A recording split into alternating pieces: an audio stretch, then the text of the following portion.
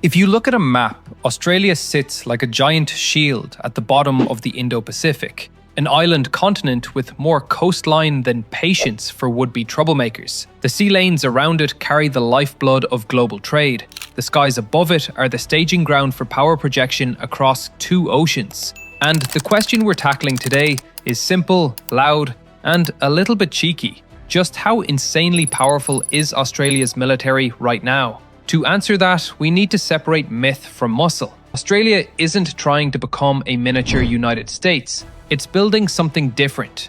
A porcupine with a jet engine, sharp quills, pointed a very long way out. In recent years, Canberra has doubled down on a doctrine of deterrence by denial, hitting threats at range, hardening the north, and integrating with allies at speed. That is the blueprint for power down under, and it's already reshaping the Australian Defence Force from the keel up.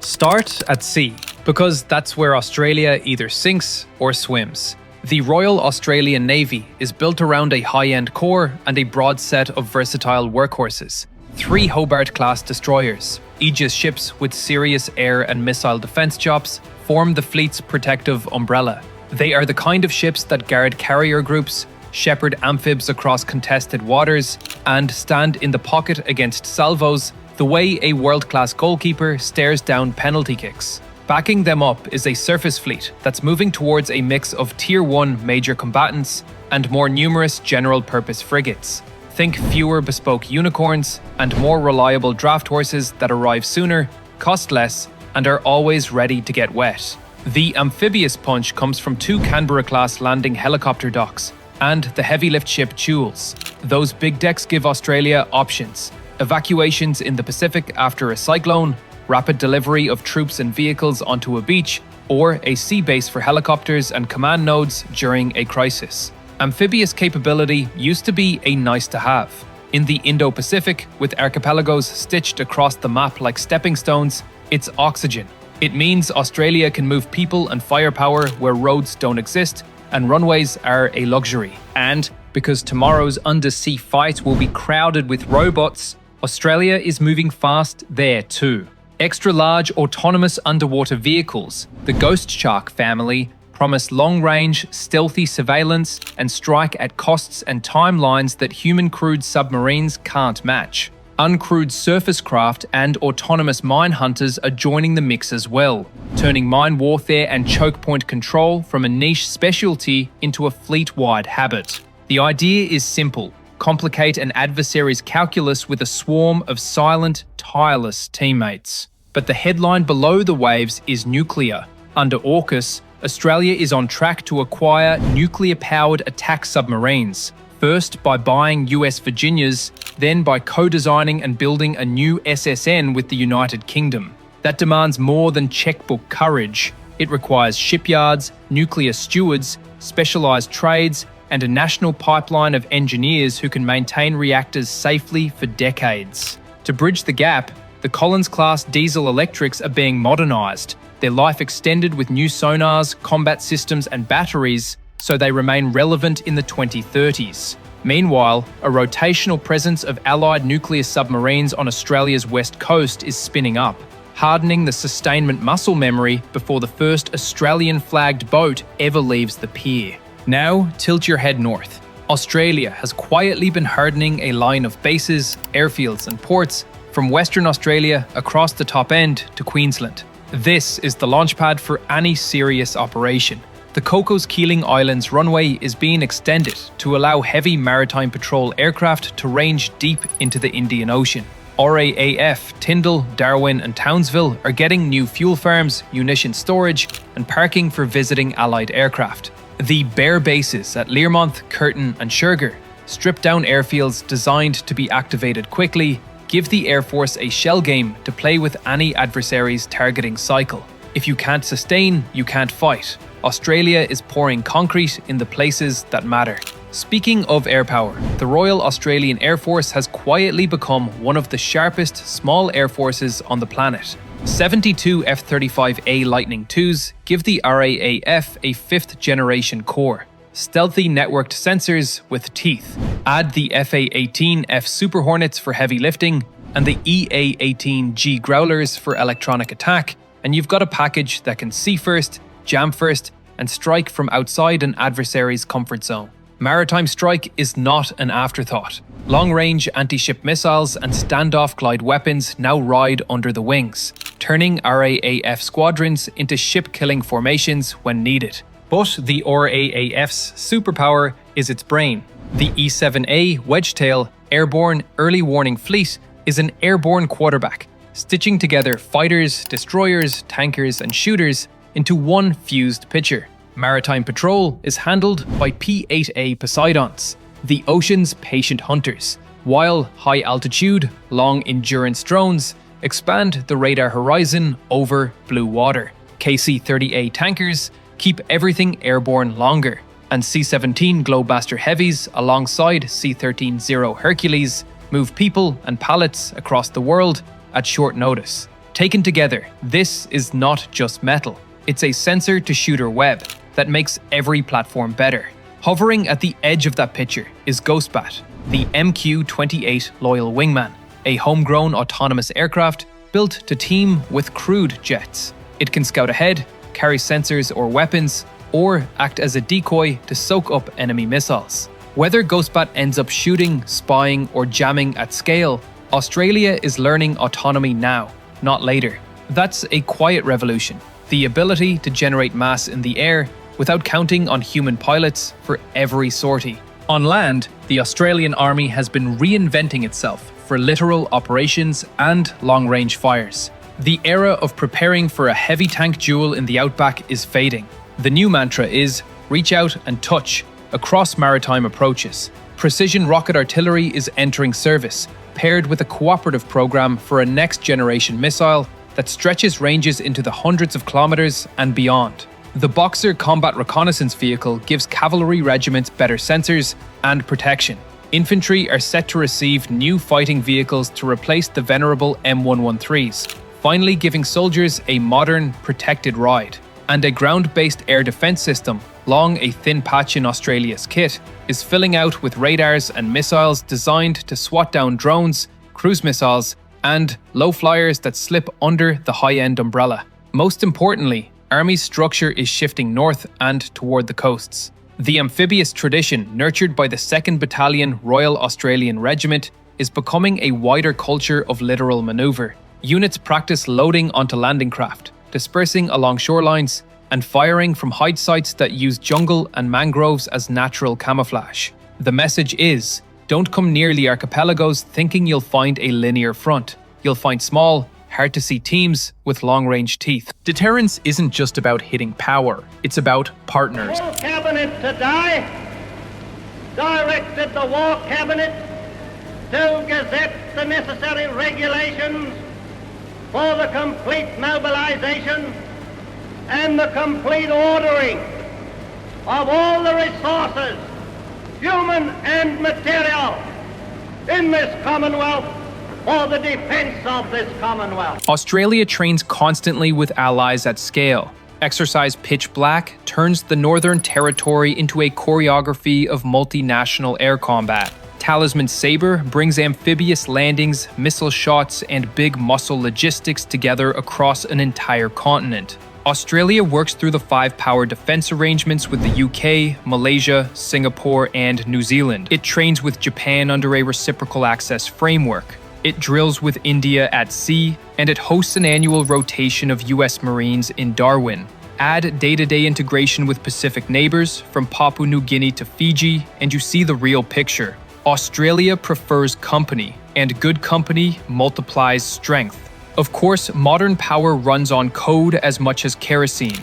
Australia's cyber and space communities round out the triad in the invisible domains. In cyber, offensive and defensive teams hunt adversary malware, protect critical networks, and keep the data flowing that makes a 5th-gen force actually 5th-gen. In space, satellites provide communications, surveillance, and precision navigation, while new sensors track what's happening in Earth orbit so no one gets surprised by a harmless cube that turns out to be a spy. This is the quiet fist behind the visible posture. Money matters, and the dial is turning. Defense spending is edging upward in real terms, with long-range strike, northern infrastructure, and the AUKUS submarine enterprise as the headline bills. That's not an abstract ratio. It's the asphalt on remote runways, the steel in new hulls, and pallets of missiles in hardened bunkers. The government has signaled a long-term intent: lift investment to meet the threat environment,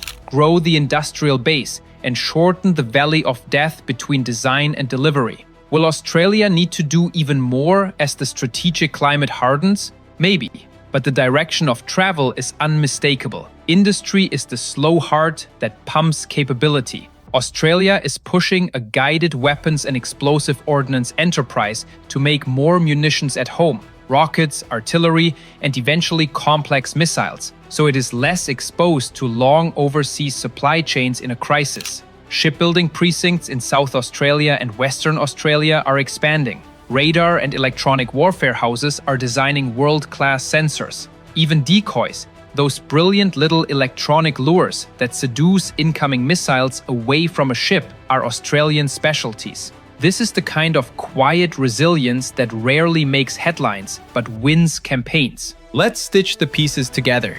Picture an Australian task group pushing into contested waters. A Hobart-class destroyer at its center, screened by general-purpose frigates and shadowed by small, uncrewed surface craft. Overhead, a Wedgetail orchestrates a mixed package of F-35s, Super Hornets, and Growlers. A HIMARS battery ashore cues a long-range missile salvo against hostile ships that stray too close, while P-8As crisscross the ocean, laying sonobuoys that make adversary submarines feel very seen. The first time a Tomahawk leaves an Australian ship in anger, it will be the culmination of a decade-long redesign to make distance a weapon, not a weakness. Now add the submarines. A diesel-electric boat, quiet as a rumour, lurks along a strait. Farther out, a visiting Allied nuclear boat loiters where it chooses, its speed and endurance turning map distance into a non-factor. Autonomous underwater vehicles weave a picket line through choke points. Together, they make the waterways around Australia less of a freeway and more of a maze. Sea denial is not just a slogan.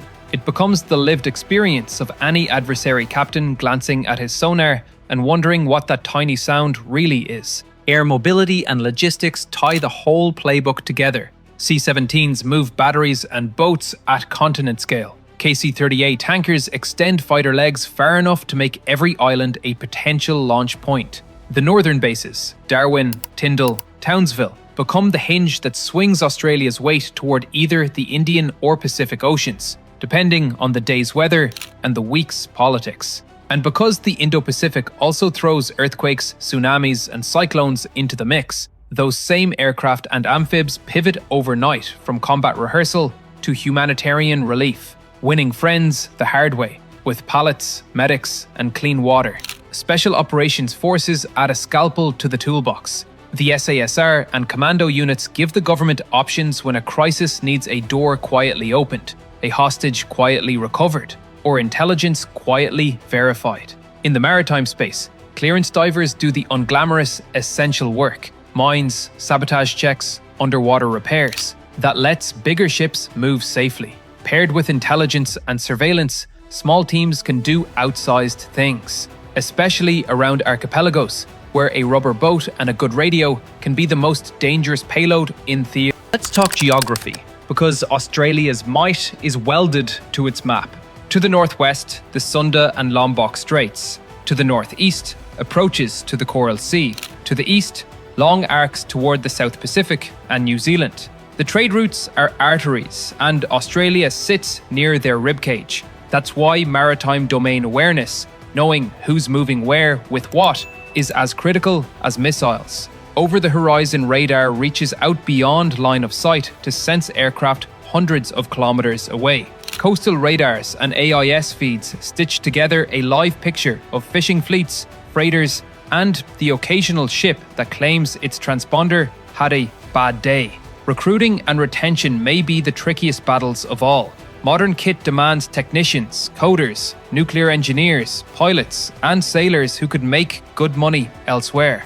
The ADF is offering new pathways, faster promotions in critical trades, and better housing to keep talent. It is also leaning harder into the total workforce idea. reserves, civilians, and industry partners who turn a small standing force into a much larger ecosystem during a surge. War is not just fought by units. It's fought by supply chains, by training systems, and by families that say yes to another deployment. What about weaknesses? Australia's challenges are real. Submarines are hard. Shipbuilding timelines slip.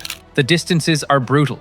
A refuel wrong-footed by a tropical storm can push an operation a day to the right. Stocks of precision munitions need to be deeper because high-end fights burn missiles the way a brush fire burns oxygen. Cyber defense is a forever race, and when you commit to fighting as a network, you have to defend the network as fiercely as any runway. None of this is a reason to doubt the ADF. It's a reason to take its transformation seriously and measure progress, not by press release.